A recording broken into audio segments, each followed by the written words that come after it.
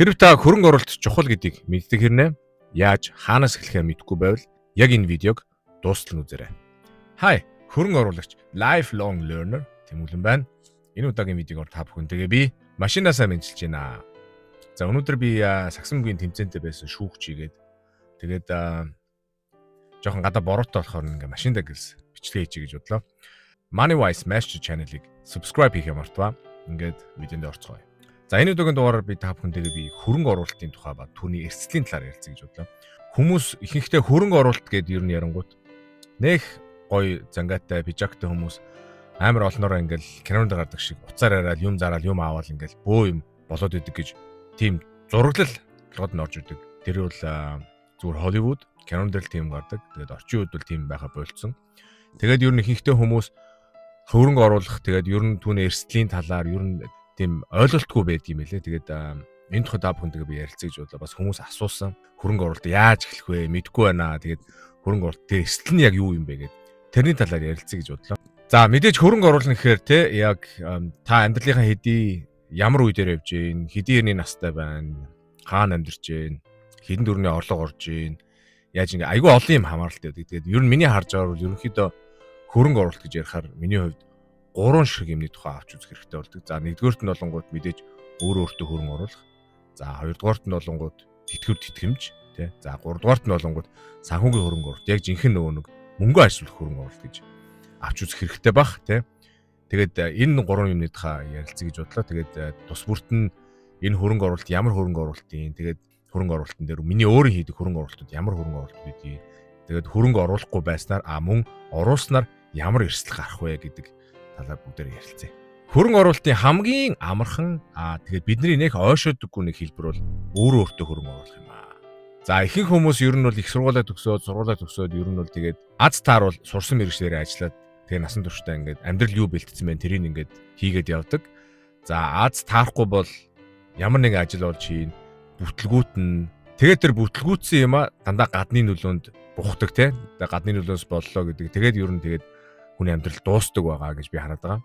За одоогийн 21-р зуун conceptual age те transformation age технологийн өндөр хөгжилтэй ийм эрен үед амьдарч байгаа биднэрт шинэ юм сурахгүйгээр, шинэ юм өөртөө суулгахгүйгээр, өөрийгөө апдейт хийхгүйгээр бусадтай өрсөлдөх ямар ч боломж байхгүй.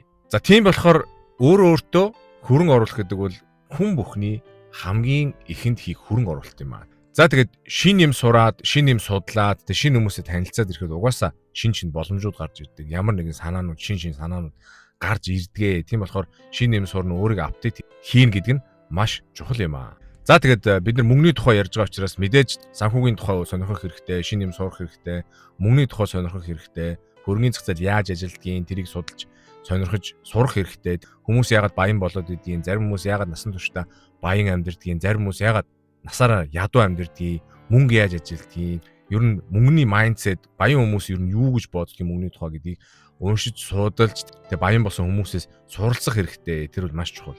За миний хувьд өөрийгөө сүүлийн үед lifelong learner, насан туршийн суралцагч гэж тодорхойлоод байгаа.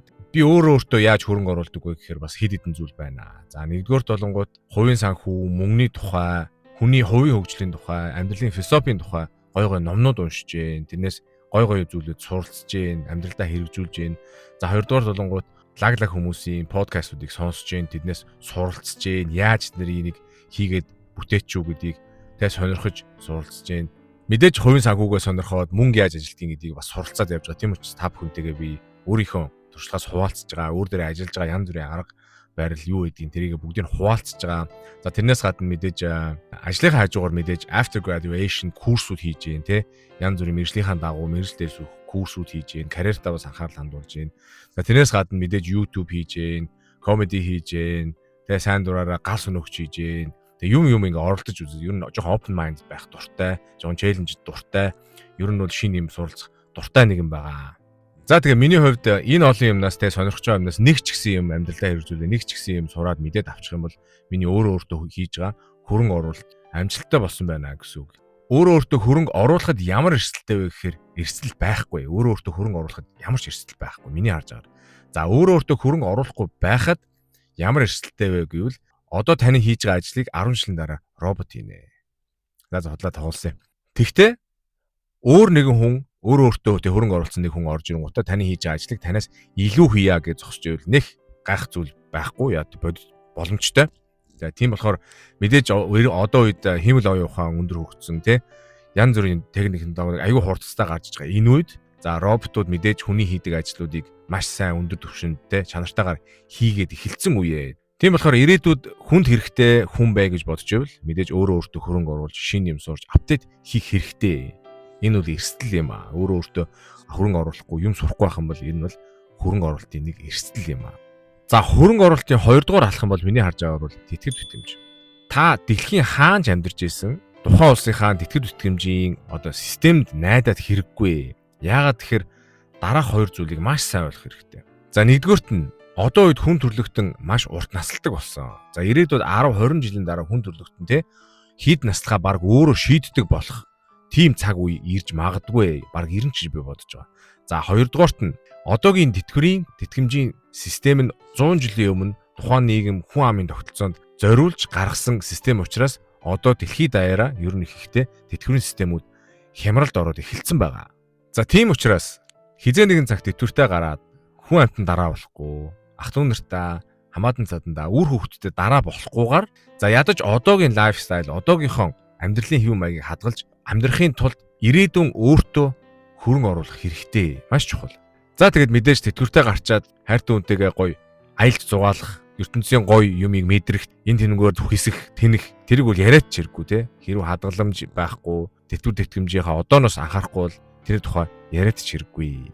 За тийм болохоор ямар нэгэн улсын тэтгэврийн системэнд улсын тэтгэврийн санд найдахгүйгээр өөртөө зориулж хувийн тэтгэврийн сан нийлэх хэрэгтэй. Ерөнхийдөө бол дэлхийд даяар хувийн тэтгэврийн сангууд ер нь төстэй байдаг. Тэгээд жишээлбэл Монголд бол хувийн тэтгэврийн сангууд сүүлийн хэдэн жил гараад ирсэн юм байлээ. Тэгээд тэнцээ мөнгө хоримтлуулад, хөрөнгөний зах зээлд мөнгө ажилуулад бид тэр хоримтлаа өсгөх тийм боломжтой байдаг юм байлээ.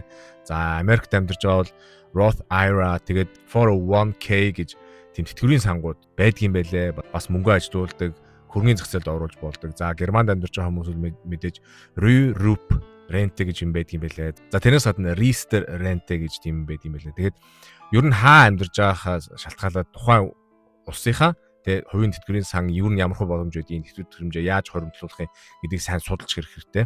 За тэрнээс гадна миний амьдарч байгаа Швейцар улсад бол 3A гэж хувийн тэтгэврийн тийм сан байдаг. Тэрэндээ мөнгө хоримтлуулад хөрөнгөний зах зээлд мөнгө ажилуулад мөнгө өсгөх те мөнгө хоримтлах боломжтой тийм байгаа. За тэгээд ер нь манай Монгол ч гэсэн ер нь тэгээд ер нь дэлхийн бусад улс орнууд өндөр хөгжилтэй орнууд, барууны орнууд ер нь хувийн тэтгэврийн сангуудыг ер нь боломжийн нөхцөлтэйгээр санал болгодог байгаа. Тэгээд тухайн амьдарч байгаа улсынхаа тэтгэврийн сан, тэтгэмжийн хувийн сан мангийг бүгдийг судалж үзэх хэрэгтэй. За миний хувьд би Швейцар улсад амьдардаг. Тэгээд энэ улсын тэтгэврийн санд ер нь итгэдэггүй. Яагаад тэгэхээр жилээс жилд тэтгэвэр авч байгаа хүмүүсийн тоо нэмэгдэж байгаа. Тэгээ ер нь 30-40 жилийн дараа биднэрт бол бараг тэтгэвэр олдохгүй, олдсон ч гэсэн тэр тэтгэвэр амьдрах хүрэлцэхгүй учраас би хувийн тэтгэврийн сан, хэд хэдэн хувийн тэтгэврийн санд ирээдүйн өөртөө зориулж хөрөнгө оруулж хоримтлал үүсгдэг байгаа. За тэтгэвэр тэтгэмжиндээ хөрөнгө оруулахгүй, ирээдүйн өөртөө хөрөнгө оруулахгүй байхад ямар эрсдэлтэй юм бэ гэхээр тухайн улсынхаа тэтгэврийн сан системд найдаад, нийгэм даатгалд найдаад одоо байгаа мөнгөө байгаагаар нь үрээд ингэж явах юм бол за тэтгэврт харангуйтаа одоогийн байж байгаа тэтгэврийн өрчүүдээс ядуу амьдрах болно. Тэднээс илүү ядуу амьдрах болно. За тэгээд үүр хүүхэд минь аргалчих байлгүй те ах トゥ нар болгочих байх гэж бодож байвал би танд бити эндүрэ гэж хэлье. Яагаад гэхээр тэр улсууд чинь ч гэсэн адилхан тэтгэврт гараад сайхан амьдрий гэж бодож байгаа. Тэтгэврийнхаа хэдэн дүүргийг тэтгэвэр тэтгэмжээ өөрөө бас хөрөнгө оруулъя гэж бодож байгаа улсуудын хажуугаар бид нар орж ирээд өөрсдөө тэжээлгээд байвал бас тэр хүмүүс бас хэцүү. Тийм учраас та одооноос өөртөө ирээдүйн өөртөө хөрөнгө оруулахаа бодоо.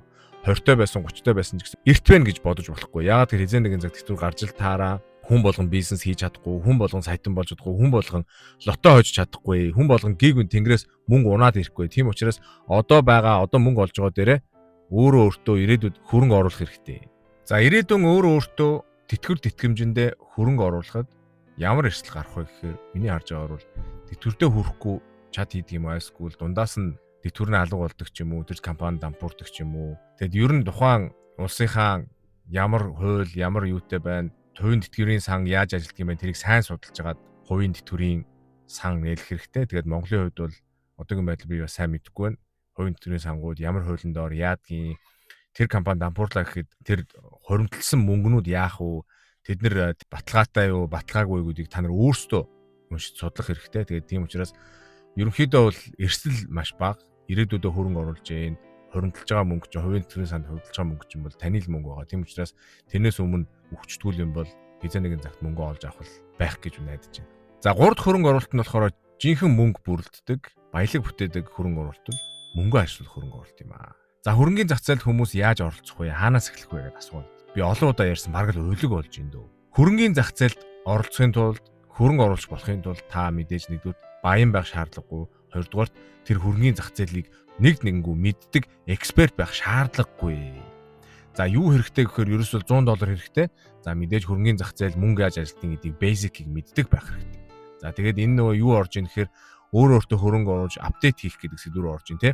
Тийм учраас өөртөө апдейт хийгээд мөнгө яаж ажилтгийг, хөрөнгөний зах зээл яаж ажилтгийг гэдгийг мэдээд тэгээд хөрөнгөний зах зээлд ороход ямар ч асуудал байхгүй. Хүн болгонд нээлттэй байгаа зах зээл шүү. За энэ мэдлэгийг мэдээж хаанаас авах юм бэ гэвэл мэдээж манай MoneyWise Master Channel. За хөрөнгөний зах зээлд оролцох мөнгө маань бэлэн байна. Basic-ийг мэдчихлээ. За яаж оролцох юм? Хаанаас эхлэх юм? За маш чухал асуулт. За юуны түрүүнд та бүхэндээ өнөөдөр би хөрөнгөний зах зээл болон урт хугацааны хөрөнгө оруулалтын талаар ярих болно. За тэгээд урт хугацааны хөрөнгө оруулалт айлсгүй арилжаачин тэгээ 8 хүний ялгаа ямар байдгийг гэдгийг бас ингээд энэ видеоноос хүлээн авч үзээрэй. За нэгдүгээр асуулт яаж эхлэх вэ? За хөрөнгө оруулагч хөрөнгө оруулалт гэж ярихаар хүмүүс нэг том дэлгэцэн дээр ингээл тэ янз бүрийн дүн шинжилгээ хийгээл зангаатай хүмүүс ингээл наашаа цаашаа уцтаал тэгэл хувьцаа зараад хувьцаа ингээл аваад идэг. За магадгүй 10 жилийн өмнө тийм байсан баха. Кинон дээр бас тийм гардаг. За одоо бол тийм биш ээ. Одоо бол ерөөсөө бүх хөрөнгөний зах зээл дижитал болсон. Бүх хөрөнгөний зах зээл гар утаснаас орж болдог болсон. Тийм учраас түрүү хэлсэнчлэн $100 байсан ч гэсэн 100,000 төгрөгтэй байсан ч гэсэн тэ жоохон basic юм мэдээд хаанаас яаж орох вэ гэдгийг мэдчих юм бол тэгээд шууд хөрөнгөний зах зээлд ороод хөрөнгө оруулах боломжтой юм аа. За хөрөнгөний зах зээлд оролцож урт хугацаанд мөнгө өсгөхөд 2 арга байна. Яаж оролцох? За нэгдүгээрт нь болонгууд өөрөө оролцох, өөрөө хийх. Тэгээ өөрийнхөө гараар өөрөө платформ дээр бүртгүүлээд өөрөө бүх юмаа хийгээд өөрөө хийх. За хоёрдугаарт нь болонгууд мэдээж financial advisor, брокеринг компаниар дамжуулдаг юм уу? Брокер хүнээр, мэддэг хүнээр нь дамжуулаад за ийм оролцох 2 арга байдаг. За мэдээж хөрөнгө оруулалтын тухай нэг мэдлэггүй те мэдхийг ч үсэхгүй. Ер нь бол энэ тухай толгоо гарчлагмааргүй байна гэд ер нь мэддэг хүнд нь ингээ өгчөө. Тэг ямар нэгэн банк компани брокер ингээ дамжуулаад хөрөнгө оруулах гэсэн мэдээж байхыг үүсэхгүй. Тийм учраас янз бүрийн компани, янз бүрийн одоо брокеринг компани, үйлчлэг үзүүлдэг байгууллагууд, банкнууд зөндөө байдаг. Тэгээд мэддэг хүнд нь өгөөд хөрөнгө оруулж болно. За нэг сул тал нь юу гэхээр миний харж байгаагаар бол тэдгээр үйлчлэгүүд өндөр үнэтэй байдаг. Тийм учраас би өөрөө хийдэг байгаа. Миний хувьд би өөрийнхөө талаас би өөрөө хийдэг. Яаж хийдэг та бүхэнтэйгээ ярилцъя гэж бодлоо.